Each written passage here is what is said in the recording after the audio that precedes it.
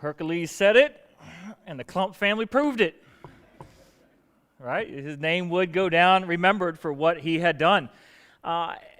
You watch a movie like that, and you think to yourself, certainly a guy like Hercules can do the kind of things that Hercules can do.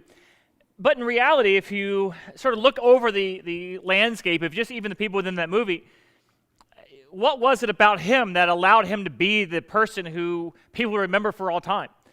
Was it that he was bigger, faster, stronger than everybody else? Was it his skill? Or was it simply the fact that he was the only guy in the army willing to walk out there and face him down? I mean, of course, there's a similar story told in the Bible. Every time you can't watch that movie and not be thinking of a biblical story, right? You're, of course, thinking of David and Goliath. David was no Hercules, at least not when he was. It's almost like in that picture right there, David would have been who? Hercules or the little boy? He would have been the little boy. But who does he become? Because of what God does through him, because he's willing to step out in faith and show up and fight the battle, he becomes the Hercules of the people. And later people will sing songs about him and say, others have slayed 1,000, but he has slayed 10,000. He would become a Hercules in his day and become the preeminent leader and warrior in all of Israel. And so you might look at somebody like David and you go, how does somebody become like that? Whether it be in biblical times or in our own times. And sometimes maybe you look at people who are being used to do amazing things through God, and if you're really honest, I wouldn't say you're jealous of it, but you do at times go, why her, God? Why him? Like, I feel like as if I have every bit of skill, wisdom, knowledge, talent that they do, but yet you seem like you're blessing them and doing amazing things through them and not me. Why is that? And these are the kind of questions that come up. What is it that separates somebody out to be a great leader for God? What is it? What are the characteristics or qualities about it? And amongst those who are great leaders, what distinguishes somebody as the best of the best or the greatest among? Like, for instance, if you ever go and watch a tryout, you don't have to have a trained eye to be able to figure out who can sing and who can't sing, right? American Idol told us all that. Like, is there anything more useless than that judging panel at the very beginning of the show especially? I mean, everybody knows William Hung can't sing, right? Everybody knows it. It's funny, but everybody knows he can't sing. I don't need April and Alex to come in and let me audition for the worship team to tell me that I can't sing. Every one of you would know that. You don't have to be a trained ear or have perfect pitch to know I can't sing. At the same time, not only can you tell competent from incompetent, it's also pretty easy to tell good from bad or good from average. You go to anybody, you just find somebody in the church whose kids play a sport, show up at a game, and within the first inning, within the first period, within the first 10 minutes, instantly you can tell who the good kids are and who the bad kids are, right? And then amongst the good kids, you probably can also tell who the starter or who the superstar is, right? You can't. It's really easy to tell good from average, great from okay, and it's even amongst those who are really good to tell who's the best of the okays. But what about when you have a group of the best of the best? I mean, these are the things that radio talk shows and TV shows argue about all the time, right? Who's the greatest? Who's the best? Who would be on your Mount Rushmore of baseball? Or who'd be your all-time starting five in basketball? We talk about who would be the best, and the debate goes on and on and on and on. You look through the scriptures and you see similar kind of issues or similar kinds of things. Like Jesus has like 70 who are following who he sends out to tell people about his ministry. Amongst those, there's 12 that are his disciples. And then amongst the 12, there's the three. There's the Peter, James, and John. And then amongst even those three, there's Peter, who he calls on to be the leader of all of them. And you kind of look at it and you say, why those 12? Why those three of those 12? Why Peter of all the people? I mean, you ever had that question like, why did he choose Peter? I mean, Matthew seemed like he was a much better writer, right? I mean, there's a lot of, John seems to be like the primary choice. After all, he said, John, take care of my mama. So John's good enough to take care of your mama, but Jesus, you want to lead the whole ministry? He seems like he messes up over and over and over again. He seems like the one guy you wouldn't want running this thing. I mean, he's like the Tommy boy of the New Testament when you read, if you know the reference, of the New Testament. I mean, he's so close to making the sale, but he always messes it up in the end, right? Like, why him? If you go back into the Old Testament, you'll see that David, this guy who started off as a little boy who nobody thought much of, and not even his dad, not even his own dad thought he could, measure up to greatness. He ends up becoming the leader of all leaders. And amongst him, he has what are talked about in the Old Testament as his 30 mighty men. And of those 30 mighty men, now each one of these dudes are just bad dudes. I mean, the stuff that they did are legendary. I mean, these are the guys who have like the Congressional Medals of Honors and Purple Hearts of their day because everybody looks at them and goes, whoa. I mean, and the Bible tells a lot of the stories. But amongst those 30, there were 3 that even stood out amongst that.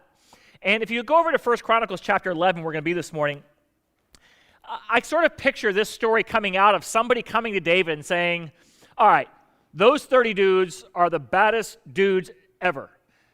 I mean, just the stuff that they did was amazing. But amongst those 30, there were 3 that sort of stood out amongst those.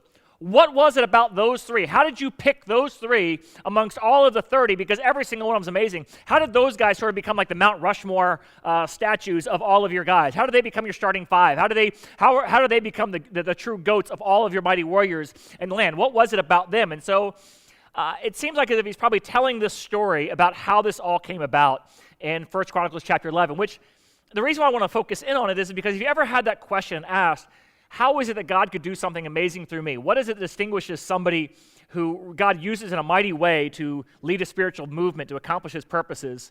How do you become that kind of a person? I think David's explaining that because that's the question that's being asked of him. What was it about these 3 that separated them from even the best of the best of the best? The most amazing guys who there's all kinds of stories. Like there's one guy who, on a snowy day jumps in this pit and fights a lion with his bare hands. I mean, like, who does that kind of thing?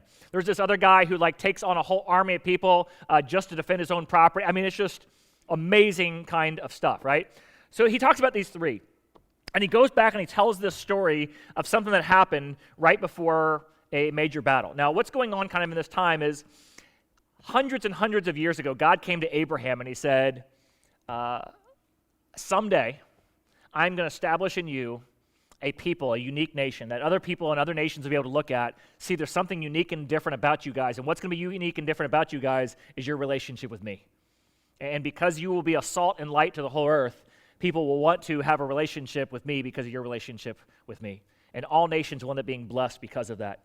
And here, the epicenter of the world at the time, you had Asia and Europe and Africa in the center of all of that, the key to controlling the whole world. The reason why that land was so fought over all those years ago is because it was a central place of all of that. Real estate is everything, right? Location, location, location. This is the land I'm going to give you, the whole area, so nobody can travel anywhere through there without coming through and seeing the people who are a perfect example of a relationship with me. This is what I'm going to give you. But I can't do it right now because the people in the land do not deserve to be judged yet, so it's not going to happen for a couple hundred years, and then you guys are going to come in and take it. And sure enough, Moses leads people out of Egypt, and Joshua goes in and leads the conquest, and they take the major fortified cities. The people never end up fighting all the rest of the battles to take the land that God had promised them until David. David is the king who finally expands the borders of Israel to the full extent to which God had promised them. But just because God had promised it doesn't mean it's going to be easy along the way. Let me just say that again. Just because it's something that God has promised to do doesn't mean the path to get there is going to be easy. And along the way, David is just outside of Bethlehem on his way to come through to continue taking the land. And he's up against a very powerful opponent, which is the Philistine nation. And you'll see the Philistines keep coming up because both of them are fighting over trade routes and high places and strategic points and resources. And it's a continual issue. And so they're the major obstacle standing between him and them. And what's it say about David when there's people who can't be removed from said land? What does it say about him as a king and as a leader when he's got to this point where he's sort of stuck? He's held out in a stronghold and he can't seem to make any progress with this. And it's a time where he's sort of discouraged and frustrated, wondering, can this still happen? And so David goes and he's explaining, how did these 3 guys emerge among the 30? And he goes back to this time where he was struggling with thoughts of despair and questioning whether or not God could do this or not and having all those issues. And it says this in 1 Chronicles chapter 11. It says, 3 of the 30 chiefs came down to David. And he was at the rock of the cave of Adullam, where the Philistine band had been encamped in the valley of Rephaim. And at that time, David was in a stronghold, and the Philistine garrison was between him and Bethlehem. And David longed for the water, and he said, "Oh, that somebody would just get me a drink from the water of the well near the gate of Bethlehem." So those 3 that had come down amongst the 30 broke through the Philistine lines on their own, drew some water from the well of the gate near Bethlehem, and they carried it back to David. When they gave it to him, though, he refused to drink it, and he poured it out before the Lord and said, "Oh, God forbid that I should do this." He said, "Should I just drink the blood of the men who risked their lives? Because they'd risked their lives to bring it back." David would not drink it. And such were the exploits of these 3 mighty warriors. So that kind of summary statement there is sort of like where I picture the author having gone to him and says, what was it about these three? And he tells this story. And this is a story that sort of stood out to him.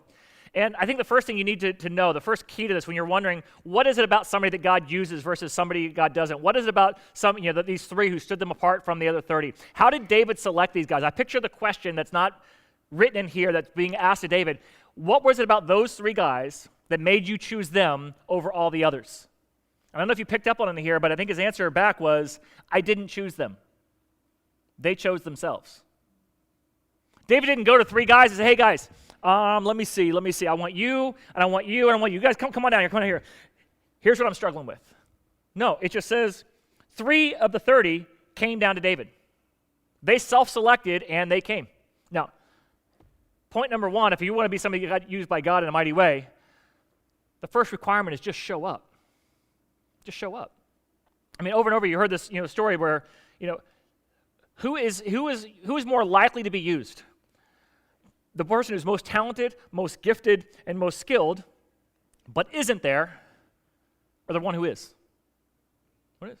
And I told my son this when he started playing football. I said, here was my trick. I wasn't a starter when I first started playing, but I overheard the coach tell the guy who was a starter, because they would rotate in, like wide receivers would go in and out and carry the play. And the coach would be so focused on the game, he would always go like this and go, all right, and tell the play, and he'd send him in. So now there's a lot of places you can stand on the sideline. You can hang out by the water cooler. You can get a good view. You can go hang out with your friends. Coach is there. I was always right here. And if the guy who was the starter was supposed to be there wasn't where he was supposed to, and that coach went like this, I was going, no lie, did it all the time. And he would be like, he'd send in the play, and sometimes he would try to like grab the back of my jersey to yank me back because he realized when he saw my number, it was the wrong guy. Because in a helmet, you kind of disguise, who you are. And he'd go, oh, and I just take off running in there. I got more playing time, not because I earned it at practice or not because I had the skill. I just knew where to be. Right? Works, right? Step number 1 is just simply show up. And so first, I'll say to both of you here and online as well as in the room, just showing up. A lot of people right now are struggling whether or not they're even going to show back up at church ever. And it's been a big struggle, whether it's online or in person. The question is, am I going to show up? Well, it's going to be hard for you to pray that God does something amazing through you if you never, ever show up, because showing up is half the battle in life. And for some of you, just being here is a battle. And not just in a year like we've had this past year, but it's just a battle. And you might feel like as if the whole world is conspiring against you to keep you from here. Newsflash. The spiritual word certainly is. Satan does not want you to show up week after week. Why do you think it is that your kids are the most difficult to get ready on a Sunday than they are any other day of the week? I don't know if this has ever happened. You ever had a fight so bad with your spouse that you don't even want to talk about going to church the next day? Because you'd almost feel like a hypocrite if you did. Or like she's going to be like looking at you the whole time, you listening? You listening? You listening? Mm-hmm. Oh yeah, you just act like we're all good now, but you know how things were last night. What if I told everybody about last night? And you don't even want to deal with that, so it's just easier not to go. On top of that, work is piling up, and if you just stayed home for just this one couple hours, you could really catch up on things. Or the yard needs to be mowed. Don't even get me started about the laundry. Right now as I'm talking, some of you are having anxiety right now of all the stuff that you should be doing, but you're not because you're here. So you're thinking, why did I come here anyway? Because the pastor just telling me all the stuff I should be doing anyway. For many of you, it's a battle just to be here. I get that. But just showing up is something that a lot of people don't do. Now, what was odd when we were at the luau, people think like I see everybody in the room, okay? They think I track everybody's attendance mentally. I'm going to let you in a little secret. If you're behind Chris over here, I can't see you or who you are. Behind Harry Tully and back, my eyesight's too blurry and the lighting is so dim, and so on around the room. On top of that, if you've ever been pulled over at night and the police officer walks up with a flashlight, what I've heard is that it's really hard to see in that moment. I won't share whether or not I have firsthand experience, but that's what it's like having these bright lights in my face right now. I can't see who's here, that's what I'm trying to say. But I walk around a luau, and it's almost like as if when I would go say hi to somebody, instantly they'd be like, oh, okay, here's where I've been, here's what's been going on. Like I know or something, or like I'm over there to interrogate them for like, where you been? Yeah, I don't know. But what I hear from people saying is, it's a real battle just to show up. And it is, I understand that. It's a battle sometimes to show up. But when you don't show up, you never know what you're going to be missing out on. We have a saying we say at a lot of our events: if you missed it, you missed out. I think the very first example of that we find in Scripture shortly after Jesus Christ dies on the cross. The tomb is empty, and the disciples, haven't seen Jesus since he died on the cross. They don't know where he's at, what happened. They firmly have enough faith or belief that, he's probably risen from the dead, but they don't know that they know that they know. And they're sitting there all gathered together one Sunday, probably a week after it happened, and all of a sudden, sure enough, Jesus walks in the room. And he sits down with them, and he talks with them, and he eats with them, and they're just amazed at the whole thing. However, on that day, guess who didn't show up? Thomas. Thomas didn't show up. And so he doesn't get a firsthand experience of what God is doing, and the fact that he doesn't have the kind of firsthand story that everybody else has. He doesn't have the testimony everybody else has. Rather, he's got to live off the story of everybody else. Why? One reason only. He didn't show up. Now, I got a lot of questions I want to ask various people from the Bible someday. You ever had that? You want to ask somebody like, why'd you do that? How'd you do that? What were you thinking at that moment, right? How good did Bathsheba look that you threw almost everything away for that? Sorry, just questions you got to ask, How did the guy with the donkey know Jesus needed it? I don't know. Maybe it's a simple answer. Maybe it's not. I don't know. What was the conversation between Jesus and his brother James like when James had denied his deity his whole life, and then all of a sudden James becomes a pastor, and it says that Jesus and James met? Did Jesus say, how you like me now? What did he say? I don't know. I want to know. I want to know how that went down. One of the things I also want to know is, Thomas, what were you doing that day when you weren't there? All the disciples in the room, what was you doing? Was you out for a meatball sub? What did you do? Did you go get a falafel? What were you out doing that you missed out on this moment? I don't know. I don't know what he was doing. All we know is he wasn't there. Because he didn't show up, he missed out. And he's forever known as what? Doubting Thomas. You could just as easily call him No-Show Thomas, right? That's it. One event just didn't show up. That was his only crime. He didn't show up. And you can't blame him. Everybody else got to see it and feel it. Why is everybody calling him out? They all were struggling to believe it too. When the women came back and said the tomb was empty, he's risen from the dead, they looked at it like they were nuts. Everybody was doubting this whole thing. He just gets labeled. Why? Simply because he didn't show up. So key number one is just simply showing up. So it says these three of the 30 came down to David, who was here at the rock, in the cave, in the stronghold. It says at that time, David was in the stronghold, the Philistine garrisons at Bethlehem. It says David longed for the water of Bethlehem, and he says, oh, that somebody could just get me a drink from the water of the well near the gate of Bethlehem. Now, what's kind of the background here? Well, Bethlehem was David's hometown. That's where David was born.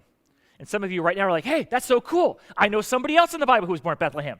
Jesus, right? Jesus was born at Bethlehem. That's pretty cool. Isn't that a kind of a coincidence?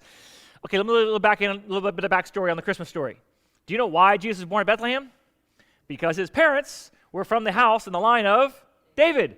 That was their hometown. They're all part of the same family. And Caesar said, everybody needs to go back to your hometown. Happens to be the same hometown that David had because they're relatives. And so that's why they end up there. That's why Mary ends up having the baby there. That's why Jesus was born in Bethlehem. So in this moment, David is longing to be able to go back to his hometown, but he can't. Now, any of you all have a restaurant or a meal back in your hometown that to you in your mind will always be the best of anything, right? There's barbecue places here, but nothing like the one back home. There's pizza places here, but nothing like the one back home. You with me on this? It's just there. Like for me, I'm really excited. This summer, I'm going to get to go on a barbecue tour of the Southeast. I love pork barbecue. I do not like the local variety where they put all the vinegar in it that I'm allergic to. That'll just about kill me. But I'll be going through Birmingham, and I'll be going by Johnny Ray's, and I'm not only going to get my Johnny Ray's, I'm also going to get a pint so I can bring it back and have Johnny Ray's here. Hey, the stuff y'all cooked here was amazing, but it's not Johnny Ray's. And then when I leave there, I'm going to go down to Florida. I'm going to hit Sonny's. I know it's sort of like the fast food of barbecue, but hey, if you've been to Sonny's, it's Sonny's. And whenever people go there, it's sliced pork, not pulled pork. It's the only place I'll do sliced pork, but it's amazing sliced pork, except for Dale's. Dale's is also good. I'll be there in Fort Pierce. They have sliced pork too, and that's phenomenal as well. And then on top of that, I'll also be down to Park Avenue Barbecue in West Palm Beach where I grew up, which was like the only barbecue joint in town. It was amazing, little hole-in-the-wall place, phenomenal. Now they're a big franchise all over the place down there. Amazing. Do you know when I long for the barbecue the most? When I have those points where I'm down, I'm depressed, and I miss home. You with me on this? Maybe for some of you it's just mom's cooking. When do you miss mama's cooking the most? And don't say after my wife cooks. Don't you dare say that. No, you miss it when when you can't be home and you wish you were home. And circumstance, commitments, life, whatever it may be, distance, whatever it may be, stands between you and being there. So if you read between the lines here, when David is longing for water from the well of Bethlehem, I don't think it tasted all that different, right? It was just that he was in a place where he wasn't in a good place. And he realized the battle that's in front of him and the task that's before him that's preventing him from being able to even go home right now. And he has this sense where he's like, God, I know you promised this, but I look at the battle before me. These are the Philistines, yeah. I took out one of them when I was a kid, and he was huge. He was like that guy in the video. These were the Philistines. Goliath was a Philistine, and he wasn't the only big dude. And Israel always had a height complex because when they first went in the land, they realized the people there were far bigger than they were, and they are always intimidated by their enemies. Their enemies always had better weapons, always had better everything. And so you have this moment where he's actually scared about this battle coming up and wondering, is this ever going to happen? These moments of despair. It's like, oh, I just wish this whole thing was over and I could just go back home. But I can't. And so these guys hear about this. And it says, verse 18, so the three broke through the lines of the Philistines. Just these three dudes. They went down, they broke through the lines of the Philistines, and they drew water from the well of the gate of Bethlehem, and they carried it back up to David. Wow. Now, back on our topic here. How did those three become the three amongst the 30, amongst all the greatest of Israel? Number one, they showed up, but they didn't just show up. They were willing to step out and move up to the front lines. They went out to the front lines. They didn't just show up, but they stepped up and went out to the front lines. Now, I know for many of y'all, especially those in the back, I'm not calling all you out, somebody that's the only seat you had when you walked in. I get that. There was a season where I didn't want anybody to know who I was at church. I would just come in anonymously. I'd show up, but I didn't want anybody to know. And during that season, people would tell me about it. Oh, I went to this church last week, and nobody said hi to me. I'd be like, really? What church is that? That sounds like my kind of place, because I don't want anybody saying hi to me. I don't want somebody all up in my business. I don't want somebody greeting me. The last place I'm going to go is that whole New Here thing. And no, I'm not going in and talking to anybody, even if you try to entice me there with a free shirt like this. Sorry, I'm still not doing it. I'd rather keep my anonymity than get me that shirt, okay? If you want to go get me that shirt for me on my behalf, fine, but I'm not doing it because I don't want anybody to know who I am. Some of y'all have been in that place for years. You show up, but you're not willing to step out and go to the front lines. And so what distinguished these three guys, it wasn't just that they showed up, but they stepped out and went to the front lines. Now, why is it that people don't go to the front lines or want to go to the front lines? Because sometimes when you go to the front lines, you don't come back. There's a risk involved. And that's why some of you, you remain literally in the shadows, literally and figuratively, when it comes to coming to church, and you don't take that next step. Like for some of you, I'm glad you're here. For some of you, maybe it's your first time back from Christmas, and I'm really glad you figured out we do this more than just twice a year. For others of you who are here every week, I want to let you know, do you know we actually also do some other things during the week too? We actually meet here on Wednesday nights for Celebrate Recovery. If you ever heard Having a Hangout, it's a great place to be. Because the reality is most life change doesn't happen in this room. It happens in the context of a small group, a recovery group, or a table group. That's where most life change happens. And so what often happens is people will say, well, I showed up and God didn't do anything. I showed up and God didn't do anything. This story would not be this story if all they did was show up and hear David say, man, I really wish I could have some of that water. And you just picture in the back of their mind like, dude, there's some bougie water out there, but like there's coconut water you got to go down to Whole Foods to get, and there's some really bougie stuff like the champagne of water. You got to go, you go to some like fine stores, like the Perrier and the Pellegrino. There's some water that comes from exotic places like Fiji or Voss. I had to look up Voss. Voss comes from the uninhibited forests of southern Norway. Does it come with that accent too? I don't know. But amongst all the list of bougie waters that are hard to get to, the one that's behind the most formidable enemy of your day has got to be on the top of the list. And that's what David wants. If they just showed up and heard him and be like, well, I hope somebody does it, nothing would have happened. Sometimes you hear about opportunities all the time, but you don't take them. You just let somebody else do it, or hope somebody else will do it, or pray that somebody else will do it. And then later on you watch and you see God do amazing things and you go, man, why didn't God do stuff like that for me? Inherent in there is the risk. Now, I love being a part of a church full of so many risk-taking people who are not willing to just sit by and just show up week after week after week and let somebody else do the work of the ministry, but people who just continually step out and step out and step out. And people ask me, how did, they, and like, for instance, people ask me, like, how did, like, Mike, with his background, become a pastor on staff and leading Celebrate Recovery? I'll tell you how. Mike hired himself. I didn't start Celebrate Recovery. He came to me and said, Steve, I really want to help people who have come through situations like I've come through, and I want to start a Celebrate Recovery. And it was sort of in this sense of, I'm going to do this. If you want to share in the blessing of what God's going to do through me, then come on. If you don't, that's fine. I'll keep the blessing and share it somewhere else. That's literally how that whole thing went down. And here we are a couple years later, and hundreds of people have been blessed through that ministry, not just here in Virginia Beach, but now online outside of our area too. It's amazing to see that happen. Stephanie has been coordinating all of our mission efforts here recently. Well, how did she become like your missions coordinator? Well, she started helping homeless people and giving them a dry, warm place to sleep at night.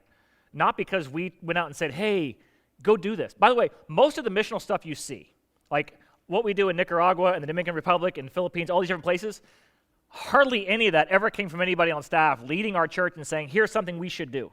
Almost every single one of them came from y'all. Because our missional philosophy from day one is this: I want to pastor a church full of people who aren't going to just show up every week, but people who are willing to step out and go to the front lines and take a risk and say, I see this need, I want to meet this need, and I don't care if the church is behind me or not, I'm going for it. And so like Erwin comes to me and he says, hey, I saw what you're doing in the Dominican, I saw what you're doing down in Nicaragua, I talked to my parents and some friends and family back home, and their situation is every bit as bad as that. Now at some places, the next line out of that person's mouth would be, how come you aren't doing anything in the Philippines? Do you not like us as much as like everybody else? That's not his heart. He comes to me and he goes, I feel burdened for this. I'm going to do something. Does Essential want to be a part of that? And so I was like, all right, so what are you thinking? Like, sometime this next year? He's like, no, Easter's next month. This is a true story. It's how it played out. And I'm sitting here looking at him like, yeah, I know it's this next month. I'm well aware. We've got a whole things planned for it. We've been working on stuff now for several months leading up to Easter. You're talking about something on the other side of the world where you don't even have any, have barely any contacts. Like Jojo, who knows Fred, who knows Mike, who sort of ran a church and a ministry one time long ago over in the Hill Country. There might be something, and you're going to go over there and do something. He goes, yep. Sure enough, he did.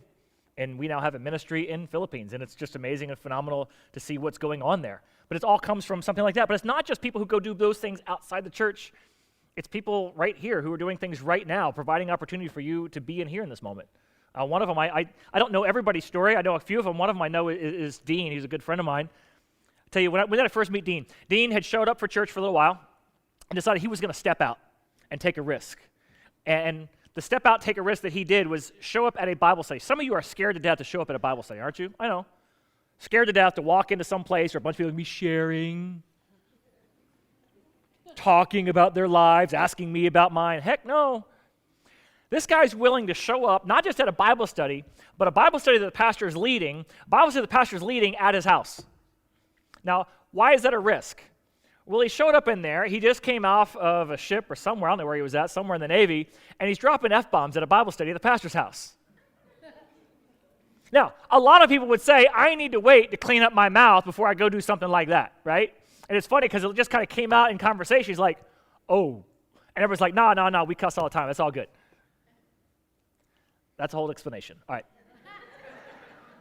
The point is, instead of just showing up and sitting here, he took that next step, that risk, and showed up at a Bible study where he didn't have the proper language or etiquette to belong. But he says, I don't care, I need to be there, and I was there. Well, here's what happened later on. Miss Debbie gets up and says, here's the thing. We've got people right now who've been serving since 7:30, 8 o'clock this morning. They came here that early, and they'll be here until long after you get in your car and you leave. And it's phenomenal what they serve. But you know who else also has to make a commitment de facto because of that? Their kids. Yeah, their kids. So that means there's a bunch of kids who also get here around 8 o'clock and are here till noon. Now, what we used to do is they would go to kids' church twice. There's a problem with that because there's two kinds of kids. There's the good kids and there's not as good kids. Both of them are a problem in the second service because the good kids, I know, David killed Goliath. I know, it was this thing. I know, hit him in the forehead. And the guy up there is trying to teach a lesson, and there's this kid who keeps on jumping all the answers. Why? Because they're the goody kid. They know all the answers because they did last service. Then there's the bad kid who sits there like, I don't need to listen to this. This is dumb. I don't like this anyway. Okay. And he's not going to pay attention at all because he already heard it. And so Miss Debbie had this vision. She said, what if we try to bless those kids so that they leave church having had a great experience and a good time, which will then in turn bless those who are serving. And so what if we offer something called bonus time, where we make a game room where these kids can play video games and just have fun while they're here, while their parents are serving. We could bless the parents through that, bless the kids through that. It'd be a great thing. But we need somebody who's willing to go play games with kids. And Dean was like, well, now I think maybe I could serve. I don't know. Let me get this straight. She'll think I'm serving Jesus, and I'm going to be playing FIFA soccer with kids. I'll make that sacrifice. So sure enough, he goes in there. But if you had asked him, hey, can you come lead large church or large kids group and teach them a lesson about God in a fun, engaging way? First words out of his mouth would have been, oh, I can't do that. I can't do that. And he says we rooked him into it. No, the Holy Spirit led him. And last service, that's what he was doing. That's what he was doing. He was investing into your children, the children who were here last service, investing in them just like somebody's doing right now. And somebody else is in there playing with their kids during bonus time. And how does that happen? It's just because somebody doesn't just show up, but they step out and they're willing to take that risk. John Roberts, another guy who goes to church here. Now, I've been praying for a move of God on several ships in this community and several commands because I see the depravity, I see the destruction that secular, dumb thinking, poor escapism is wreaking havoc on the families and the personal lives of people at several commands and ships in this community. And so I've just been praying, God, will you just move and do a move, of only your Spirit can do. And here's the thing I know. It can't be through me. I know it can't be through me. I'm not allowed on the ship. I'm not allowed at the command. I have to get permission from one of you or escorted there to even do it. But it's going to happen through one of you. And it's going to happen through somebody like John Roberts who comes to me and says, I want that for my ship. And I didn't tell him any of this vision. I just been praying for it. He's coming to me and goes, hey, here's what I want to do. I'm going to be going out to sea. He didn't wait for there to be a good chaplain. He just said, I'll be the chaplain. I said, can you do that? He goes, I don't know, but I'm going to chaplain the guys in my crew. And so using through different apps and whatnot, he says, can you give me some research? I'm going to go do it. And he's done it. And he's been a chaplain to a ship, even though he doesn't have a little cross on his lapel. And many of y'all know the story of Father Bob. He's not a priest. He was like an intel guy or something. I didn't even know he was an intel guy. I get up at his retirement. I'm like, I had no idea you did intel. And all the intel guys laugh because they're like, yeah, you're not supposed to. That's kind of what we do. I knew him as Father Bob, and I honestly thought maybe he was a chaplain or something. He didn't go out to be a priest. People just called him that because he had a heart to minister to people, and far beyond what the Navy was asking him to do, he just went and did it. And it was really cool. This isn't just happening with adults. This is also happening with some of our youth. Isaac Loftus, I asked him, Mike, I was like, does this happen on the youth level? He goes, yeah. Isaac's made it his mission that no kid's going to come to youth group and not know somebody by the time they leave. So he's going to reach out to anybody there, and that's just, something he's done. And, I watched my own son, Jameson, said, I want all my friends to come to church.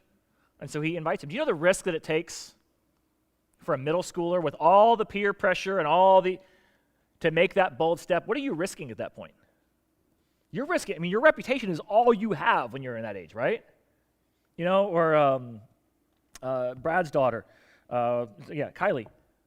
She comes to Micah every week and says, I'm trying to tell my friends about Jesus. They had this question. How should I answer it? Those kids aren't to the point yet where they're willing to come with her, but she's like, all right, even if they won't come, I'll take Jesus to them. Just amazing when you hear about these kind of stories. And was there a dry eye in the room when you heard about the story of Don and Katie? Remember a couple weeks ago I showed a video where she'd been praying for her dad? Is it not true that some of the biggest risks you'll take and the hardest battles you'll fight for Jesus are within your own family? And her dad was not coming to church, did not want to come to church, didn't want anything to do with church, but she was praying for him and she'd invite him, and every time she'd invite him, she'd get a real nasty answer. But she kept inviting. And then there's this amazing emotional story where he's like, oh, I'm so glad she did. It's just changed my life and moved me down this path. And look it up online sometime, the Don and Katie story. It's amazing emotional. How many of y'all had a moment where you watch that and go, that's what I want from my dad? Oh, that's what I want to see happen in my husband. As long as you're hoping for it and wishing for it, it's not going to happen. You got to show up, but not just show up, but you got to be able to take the risk. Katie didn't just pray that her dad would be here. She took the risk and invited him, and invited him, and invited him, and put up with the harassment, and put up with the nasty grams, and put up with all of the negativity that was thrown her way. And she kept fighting that battle and fighting that battle and fighting that battle. She was going to win, and she did, and it was amazing to see that whole thing play out. Now, anytime you go to the front lines, it's a dangerous place. There was no guarantee those guys were going to get there and were going to come back. And you may be thinking to yourself, well, I could never do that. And as Hercules would look down and says, and that's why nobody will ever remember your name. That's why you don't see God doing great things through you. Because as long as you look at life and you say, okay, God, I want to do great things for you. So what happens for most of us, we sort of look at our own intellect, our own experience, our own education, and what our resources are, and say, okay, God, here's what I could do for you. And God looks at you and is like, all right, go for it. I don't care. Have at it, man. Like, yeah, God, but I want to see you like move mountains in this area. He's like, you don't need a mountain mover, man. You got your own shovel. Go for it. Yeah, but I'm only like moving a little bit of dirt. I know, because that's all you want to move. When you want to move a mountain, you got to call me. We want miracles, but we don't want the context for a miracle. You follow me on this? We want a miracle, we don't want the context for a miracle. I always heard those stories, like these amazing moves of God, right? Personal and professional. Like I had a friend of mine who was at a church quite bigger than ours, but they were doing a building project and they needed a crane. And so he's like, they got to this point where they weren't going to get it, and it was going to take like 6-7 months. It was going to be way over budget. So he's like, he went to his congregation and said, we're at this place. Does anybody here have a crane? And sure enough, some guy raised his hand and goes, yeah, we just bought one for our company. You want it? Like, how does that happen, right? I'd heard that story. I remember thinking to myself, man, that's awesome, man. I would love to, have some experience like that. Well, sure enough, when we were given this building, the foyer did not look like it does right now. It was this cramped space. You couldn't walk around. There was no foyer. It was just a very narrow hallway. And we tried to do one event in here before we ever moved into this building, and it was a disaster because we couldn't move in the building. And so I went to an architect and said, we got to have an open foyer. We got to have some space inside in here. And he says, you can't do it. I was like, what do you mean you can't do it? He goes, well, it would take a steel beam. It would have to be this size, this length. And, I don't know who you're going to get to do something like that. It's going to be pretty expensive. And so I heard this story, and I was thinking, this is like that crane story. Now, we were a church of only like 130, 140 people. So I'm like, why not? Let's give it a shot. I walked into church, and I said, all right, here's the deal. Here's the situation. As awesome as the building is, really excited about it. I was like, I don't know if it's going to work for us moving in there. Crazy ask. Does anybody here have opportunities or know anybody who can put up a steel beam? And I'm like looking around the room for like some big gruff construction worker dude, somebody who drives like a big diesel truck, whatever kind of thing, whatever. He would come walking around like, this little blonde girl comes up to me. She goes, I've got a small women's business, and what we do is put up beams. I'm like, huh? I found out later that Colleen sitting here, that was her first Sunday at church. Isn't that awesome? Isn't that amazing? Right? I mean, and to think, now hold on for a second. You would think to yourself, I want that. It wouldn't have happened for me or for her if she hadn't what? Showed up. And it wouldn't have happened for her or for me if I hadn't taken that risk of looking like a complete idiot. I mean, anybody here, can do steel beam work? People look at me like, no, why are you asking us, Pastor? Go get this thing done, man. That's what we pay you to do. Pfft. You think one of us does a steel beam? No, we work on ships, man. We don't do that. But it takes those things to be able to see God do an amazing work. So you got to show up. You got to take a risk. You got to also do what was unasked or unexpected. David wasn't asking anybody to go get him this water. They just did it. And if you're waiting for somebody to ask you, you may never see a move of God. All those people I just mentioned, not a single one of them did anybody ask them to go do anything. Not a single one of them did something that was expected of them. Every one of those stories was totally unexpected, was unasked, unprompted. They just showed up. On their own, they were willing to step out and take a risk and do the unexpected. And that's where the move of God happened. Now, and it was such an amazing thing. I just got to speed down here to the end. They go out and they do this. Now, keep in mind, who are these guys? These are among the 30 greatest warriors in all the land. And what do they go do? What did they go do? They went to fetch water. The greatest warriors became water boys. Is that not what the story just said? I know you got yours channeling Bobby Boucher. I was thinking about those videos there too, but you could have easily said, this is a task that's far beneath me.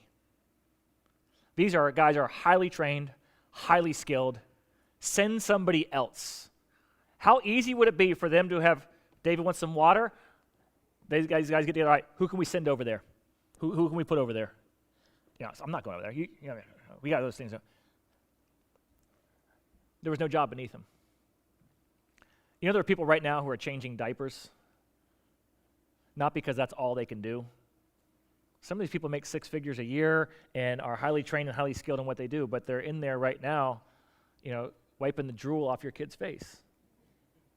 I've said before, I'm not doing that. I didn't want to do it for my own kids. I did, but there's people who are doing that. And it's not because they just, love that kind of thing. They're showing up and they're stepping out and they're taking a risk. They're doing the unexpected. What do you think happens when they tell somebody at work, yeah, so how was your Sunday? Oh, yeah, I was had this, blowout in room 2. But I mopped it up for Jesus.